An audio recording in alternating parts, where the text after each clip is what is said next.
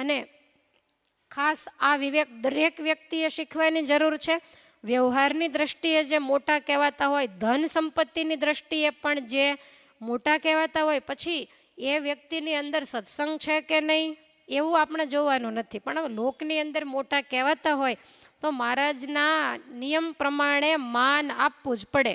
આબરૂદાર હોય તો આ બધાને યથાયોગ્ય સ્થાન આપવું પડે, એનું માન જાળવવું પડે. ખાલી કથા વાર્તામાં નહીં, તમારા ઘેર પ્રસંગોમાં આવી વ્યક્તિ આવી હોય તોય તમારે એને વિશેષ આવકારો અને વિશેષ આસન આપવું પડતું હોય છે.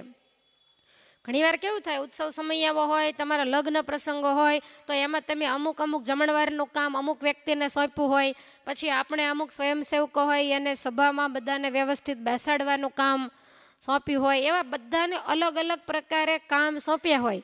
અને સામાન્ય માણસ ત્યાં કથા સાંભળવા માટે ગયા હોય અથવા તો ભોજન કરવા માટે ગયા હોય.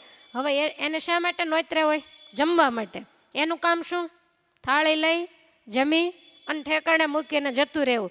એ વ્યક્તિ સીધી રસોડામાં જઈને સલાહ સૂચન મંડે આપવા, આનું આમ કરાય ને આનું તેમ કરાય. સભા મંડપની અંદર પાથરણા હાથે પથરાતું હોય તો વચ્ચે આમ ન હોય ને આમ હોય, એમ કરીને ડખા કરે. ભાઈ, તમારામાં એટલી બધી બુદ્ધિ અને તમારી પાસે ટાઈમ હોત તો તમને ના રાખ્યા હોત. હવે પેલા સ્વયંસેવકોને શું કરવું? એને ઉપરથી જે પ્રમાણે આજ્ઞા કરવામાં આવી હોય એ રીતે વ્યવસ્થાઓ કરતા હોય.